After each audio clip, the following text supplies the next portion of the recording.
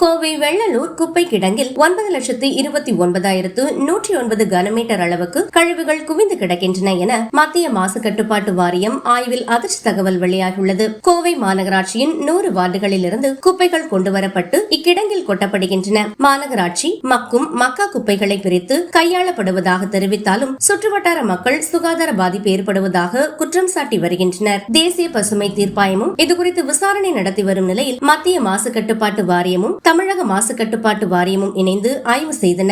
ஆய்வில் தினசரி 1100 டன் குப்பைகளில் சுமார் 990 டன் மட்டுமே பதப்படுத்தப்படுவதாகவும் மீதமுள்ள குப்பைகள் முறையாக கையாளப்படவில்லை எனவும் கூறப்பட்டுள்ளது.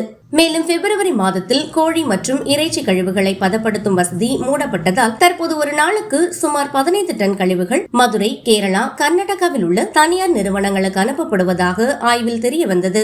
ஆனால் இதற்கான பதிவுகள் முறையாக பராமரிக்கப்படவில்லை. உரமிடு மையம் அருகில் தினமும் சுமார் 110 டன் கலப்பு கழிவுகள் திறந்த வெளியில் கொட்டப்படுகின்றன. மழைக்காலங்களில் நீர்க்கழிவை அகற்ற போதுமான வடிகால் வசதி இல்லாததும் கழிவுநீர் சுத்திகரிப்பு நிலையம் தொடர்ந்து இயங்காததும் குறைபாடுகளாக சுட்டிக்காட்டப்பட்டுள்ளன. இதனால் உரிய நடவடிக்கை எடுத்து குறைபாடுகளை நீக்க மாநகராட்சி நிர்வாகத்திற்கு மத்திய மாசு கட்டுப்பாட்டு வாரியம் உத்தரவிட்டுள்ளதாக தகவல் வெளியாகியுள்ளது.